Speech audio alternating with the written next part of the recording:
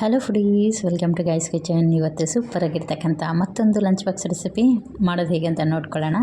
ಅಂದರೆ ಬೀಟ್ರೂಟಿಂದ ಒಂದು ಒಳ್ಳೆ lunch box recipe, healthy recipe ಕೂಡ ಹೌದು. ಬನ್ನಿ ತಡ ಮಾಡದೆ ರೆಸಿಪಿ ಹೇಗೆ ಮಾಡೋದು ಅಂತ ನೋಡ್ಕೊಳ್ಳೋಣ. ಮೊದಲೇದಾಗಿ ಕುಕ್ಕರ್ಗೆ ಎಣ್ಣೆ ಹಾಕ್ಕೊಂಡಿದ್ದೀನಿ. ಅದಾದ ನಂತರ 1 ಸ್ಪೂನಷ್ಟು ತುಪ್ಪನೂ ಸಹ ಸೇರಿಸ್ಕೊಂಡಿದ್ದೀನಿ.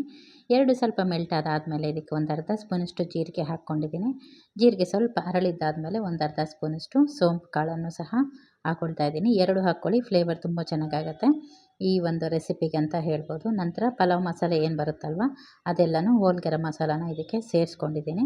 ಇದಾದ ನಂತರ ಒಂದು ಈರುಳ್ಳಿ ಸಣ್ಣ ಗಾತ್ರದ್ದು, ಹಾಗೆ ಸ್ವಲ್ಪ ಕರಿಬೇವು, ಇಷ್ಟನ್ನು ಹಾಕ್ಕೊಂಡು ಎಣ್ಣೆಯಲ್ಲಿ ಚೆನ್ನಾಗಿ ಬಾಡಿಸ್ಕೊಂಡ್ಬಿಡೋಣ. ಈರುಳ್ಳಿ ತುಂಬ ಏನು ಹಾಕ್ಕೊಂಬೇಡಿ, ಒಂದು ಹಾಕ್ಕೊಂಡ್ರೆ ಸಾಕಾಗುತ್ತೆ.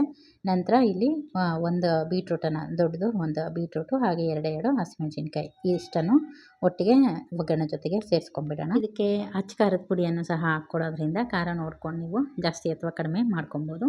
ನಿಮ್ಮ ಮನೇಲಿ ಹೇಗೆ ತಿಂತಾರೆ ನೋಡಿ, ಆ ಪ್ರಕಾರ ನೀವು ಖಾರ ಜಾಸ್ತಿ ಅಥವಾ ಕಡಿಮೆ ಮಾಡಿಕೊಂಡು ನೀವು ರೆಡಿ ಮಾಡ್ಕೊಂಡ್ಬಿಡ್ಬೋದು. ನೋಡಿ, ಈಗ ಒಗ್ಗರಣೆಯಲ್ಲಿ ಇದು ಬೀಟ್ರೂಟ್ ಏನಿದೆ 1 ನಿಮಿಷದ ತನಕ ಇದು ಚೆನ್ನಾಗಿ ಫ್ರೈ ಆಗಬೇಕು. ಚೆನ್ನಾಗಿ ಇದನ್ನು ಹುರ್ಕೊಳ್ಳೋಣ ಎಣ್ಣೆಯಲ್ಲಿ. ಅದರಲ್ಲಿರ್ತಕ್ಕಂಥ ಹಸಿ ವಾಸನೆ ಹೋಗ್ಬೇಕು, ಅಲ್ಲಿ ತನಕ ಇದನ್ನ ಫ್ರೈ ಮಾಡಿಕೊಂಡ್ರೆ ಆಯಿತು. ಇದಾದ ನಂತರ ಇದಕ್ಕೆ ರುಚಿಗೆ ತಕ್ಕಷ್ಟು ಉಪ್ಪನ್ನು ಸಹ ಸೇರಿಸ್ಕೊಂಡಿದ್ದೀನಿ. ಉಪ್ಪು ಹಾಕಿದಾದ್ಮೇಲೆ ಮತ್ತೊಮ್ಮೆ ಇದನ್ನು ಒಂದೊಳ್ಳೆ ಮಿಕ್ಸ್ ಕೊಟ್ಬಿಡೋಣ. ಲಂಚ್ ಬಾಕ್ಸ್ಗೆ ಒಂದೊಳ್ಳೆ ರೆಸಿಪಿ ಅನ್ಬೋದು. ಈಗ ಇದಕ್ಕೆ ಒಂದು ಅರ್ಧ ಸ್ಪೂನಷ್ಟು ಅರಿಶಿನ ಪುಡಿ, ಕರೆಕ್ಟಾಗಿ ಕೇಳಿಸ್ಕೊಂಡಿದ್ರೆ 1/2 ಸ್ಪೂನಷ್ಟು ಅರಿಶಿನ ಪುಡಿ ಸೇರಿಸ್ಕೋಬೇಕಾಗತ್ತೆ. ನಂತರ ಒಂದು ಅರ್ಧ ಸ್ಪೂನಷ್ಟು ಅಚ್ಚ ಖಾರದ ಪುಡಿ, ಖಾರ ಆಗಲೇ ನಾನು ಹೇಳಿದ್ದೆಲ್ಲ ನಿಮ್ಮ ರುಚಿಗೆ ತಕ್ಕಾಗೆ ನೀವು ಹಾಕ್ಕೊಬೋದು, ಜಾಸ್ತಿ ಅಥವಾ ಕಡಿಮೆ. 1 ಸ್ಪೂನಷ್ಟು ಧನಿಯಾ ಪೌಡರ್ನ ಹಾಕ್ಕೊಂಡಿದ್ದೀನಿ. ಇದೆಲ್ಲವನ್ನು ಈಗ ಒಂದು 30 ಸೆಕೆಂಡ್ಗಳ ಕಾಲ ನಾವು ಇದನ್ನು ಎಣ್ಣೆಯಲ್ಲಿ ಬಾಡಿಸ್ಕೋಬೇಕಾಗತ್ತೆ. ನೋಡಿ, ಈಗ ಒಂದು 30 ಸೆಕೆಂಡ್ಸ್ ಆಯಿತು. ಇಷ್ಟು ಫ್ರೈ ಮಾಡಿಕೊಂಡ್ರೆ ಸಾಕಾಗುತ್ತೆ. ಈಗ ಇದಕ್ಕೆ ನೀರು ಸೇರಿಸ್ಕೊಳ್ಳೋಣ. ನೀರು ಬಂದು ನಾನೀಗ 1:2 ರೇಷನಲ್ಲಿ ಹಾಕ್ಕೊಳ್ತಾ ಇದ್ದೀನಿ.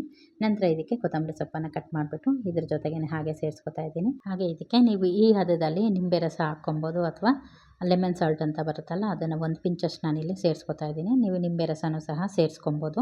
ಇದು ಕುದಿಲಿಕ್ಕೆ ಸ್ಟಾರ್ಟ್ ಆದಮೇಲೆ ರೈಸ್ ಆಲ್ರೆಡಿ ತೊಳೆದು ರೆಡಿ ಇಟ್ಕೊಂಡಿದ್ದೆ. ಈಗ ರೈಸನ್ನು ಇದಕ್ಕೆ ಸೇರಿಸ್ಕೊಂಡ್ಬಿಡೋಣ.